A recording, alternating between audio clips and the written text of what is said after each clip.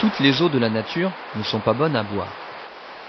D'apparence limpide, l'eau transporte toutes sortes de bactéries, dont certaines sont nocives pour l'organisme.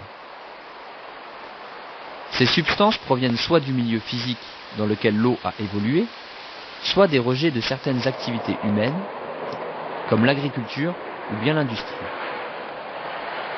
L'eau est donc le vecteur de transmission privilégié de nombreuses maladies. Afin d'être consommée sans danger, elle doit être traitée. L'eau brute destinée à la consommation est captée dans une rivière ou une nappe d'eau souterraine. Acheminée vers une usine de production d'eau potable, elle subit divers traitements physiques, chimiques et biologiques. L'eau que nous venons de voir auparavant arrive dans ces ouvrages que vous voyez ici et va être traitée et on va récupérer en surface l'eau débarrassée des impuretés. Le traitement classique et complet de l'eau s'effectue en plusieurs étapes. Aujourd'hui, on trouve de plus en plus de polluants comme les nitrates et les pesticides, ce qui oblige les usines d'eau potable à améliorer sans cesse le traitement de l'eau. Et pour vérifier la qualité de cette eau, on y fait vivre des truites, qui sont très sensibles et deviennent malades à la moindre pollution.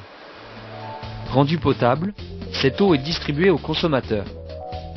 Mais avant d'arriver chez vous, elle est d'abord stockée dans un château d'eau.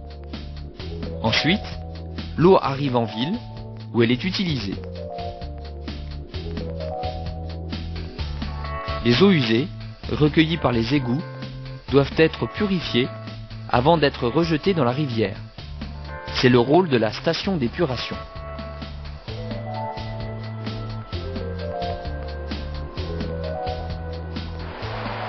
L'eau polluée traverse d'abord des grilles qui retiennent les objets flottants, comme les papiers ou les gros déchets.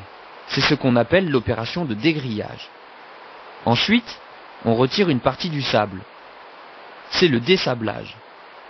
Et enfin, l'eau va subir un dégraissage, juste avant d'arriver dans le premier décanteur, qui remue l'eau afin de faire couler au fond du bassin les boues, matière plus lourde que l'eau. L'eau, ainsi débarrassée des matières épaisses, est encore très sale.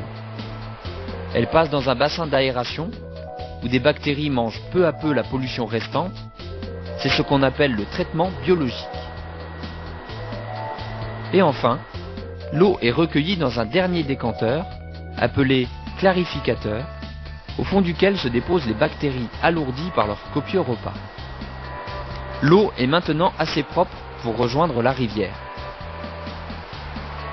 En ce qui concerne les boues récupérées, elles sont épaissies et déshydratées pour réduire leur volume et faciliter leur transport. On peut alors s'en servir comme fertilisant agricole. Mais malheureusement, il existe encore aujourd'hui des villages qui ne possèdent pas de station d'épuration et déversent leurs eaux usées directement dans la rivière. Mais selon les estimations officielles, d'ici la fin de l'année 2005, toutes les villes de plus de 2000 habitants seront reliées à des stations d'épuration.